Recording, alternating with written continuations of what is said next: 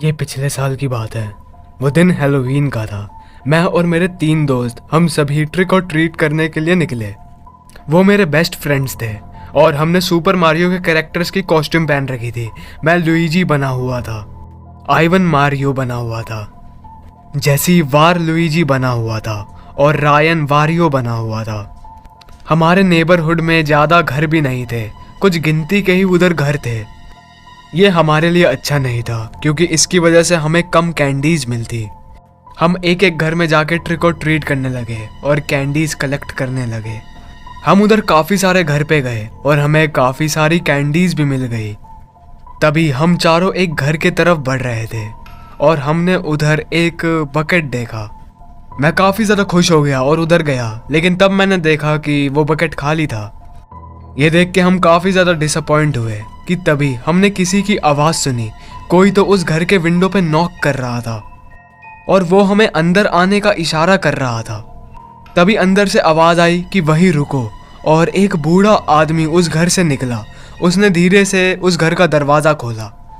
वो हमारी तरफ आया और उसने कहा कि उसके पास काफ़ी सारी कैंडीज़ हैं। वो कहने लगा कि हम उन कैंडीज़ को ले सकते हैं घर के अंदर आके। मैंने कहा कि आप बाहर लाके वो कैंडीज़ दे दो। तभी उसने कहा, ओह कम ऑन, तुम लोग अंदर आओ, मैं तुम्हें काफ़ी सारी कैंडीज़ दूंगा। तभी आइवन मेरे आगे आया और उसने उस अंकल से कहा कि अगर आपको कैंडीज़ देनी है तो दो, वरना हम जा रहे हैं। उसके बाद हम सब वहाँ से जाने लगे। मुझे उस समय थोड़ा सा सैड फील हो रहा था, but at the same time मुझे वो आदमी काफ़ी ज़्यादा क्रीपी लग रहा था। एज अगर उसे कैंडीज़ देनी ही थी तो वो उन्हें बाहर ला के हमें दे सकता था, राइट। अब अगर ये स्टोरी यहीं पे ख़त्म हो जाए तो ये बिल्कुल भी क्रीपी नहीं रहेगी, एंड ये स्टोरी यहाँ पे ख़त्म होने भी नहीं वाली। हमारे नेबरहुड में जितने भी घर बचे थे, हम उन सब के पास गए और फिर हमने जितनी कैंडीज़ हो सकती थी उतनी कैंडीज़ कलेक्ट कर ली। फिर हम जेसी के घर के तरफ बढ़ने लगे। एज उसके बाद ही हमारा घर भी था, एज हमारा घर काफ़ी पास में था। मुझे अच्छे से याद है कि उस समय हम नेचर प्रिजर्व से होके गुजर रहे थे। तभी मैंने देखा कि रायन वहीं पे रुक गया है। मैंने उससे पूछा कि आखिर क्या हुआ। तब उसने कहा कि उसे ऐसा लग रहा है जैसे कि कोई उसका पीछा कर रहा है। उसने झाड़ियों में से किसी की आवाज़ सुनी थी। अब ये कोई मूवी नहीं है कि हम ये एज्यूम करेंगे कि कोई हमारा पीछा कर रहा है, ये रियल लाइफ है। तो हमने ज़्यादा लॉजिकल रीज़न लिया और मैंने कहा कि क्या पता वो कोई रकून होगा। हम सब ने कहा कि अभी काफ़ी ज़्यादा लेट हो गया है और हमें घर जाना चाहिए। रायन भी इस चीज़ पे एग्री करने लगा। देन हमने अपना सफ़र कंटिन्यू किया और हम अपने घर के तरफ बढ़ने लगे। हम उस नेचर प्रिजर्व से आगे जा ही रहे थे कि तभी मैंने और आइवन ने भी उस आवाज़ को रिकॉग्नाइज किया। हमें भी ऐसा लगा जैसे कि झाड़ियों में हमारा कोई तो पीछा कर रहा है। हम जैसे ही रुके वो आवाज़ भी रुक गई। तभी आइवन चिल्लाने लगा उस स्टॉकर को कि अगर तुम्हें हिम्मत है तो हमारे सामने आओ। मुझे पता था कि वो गुस्सा होने की एक्टिंग कर रहा है क्योंकि मैं उसकी आवाज़ में वो नर्वसनेस फील कर सकता था। तभी हम चारों ने ही किसी के फुटस्टेप्स सुने जो कि हमारे पास आ रहे थे। वो एक या फिर एक से ज़्यादा लोगों के फुटस्टेप्स थे। हम तीनों वहाँ से जल्दी से भागे। आइवन उस आवाज़ की तरफ जाने वाला था, लेकिन तभी उसने ये रियलाइज़ किया कि हम तीनों वहाँ से चले गए हैं। तभी वो भी पीछे पीछे आने लगा। हम चारों काफ़ी तेज़ी से अपने घर की तरफ भाग रहे थे। हमसे ज़्यादा पास में जेसी का घर था, तो हम चारों ही भागते हुए उसके घर की तरफ जाने लगे।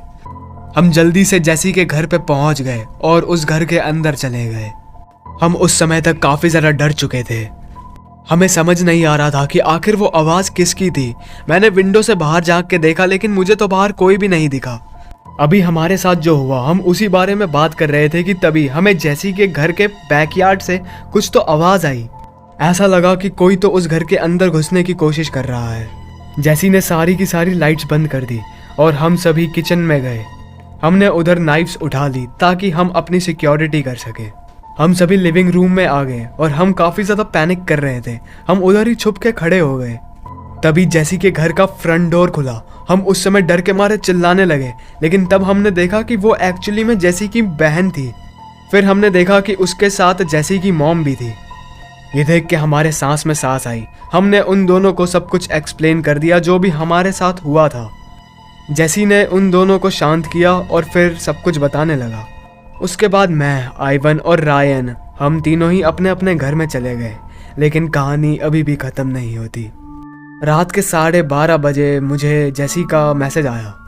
उस मैसेज में लिखा था वो मेरी मॉम नहीं थी। मैं काफ़ी कंफ्यूज हुआ। मैंने उसे लिखा व्हाट, तब उसने मुझे मैसेज भेजा। उसमें लिखा था कि बैकयार्ड में मेरी मॉम नहीं थी। मुझे कुछ समझ नहीं आया। मैंने उसे लिखा कि आखिर तुम कहना क्या चाहते हो। उसके थोड़ी देर बाद जेसी ने मुझे मैसेज भेजा।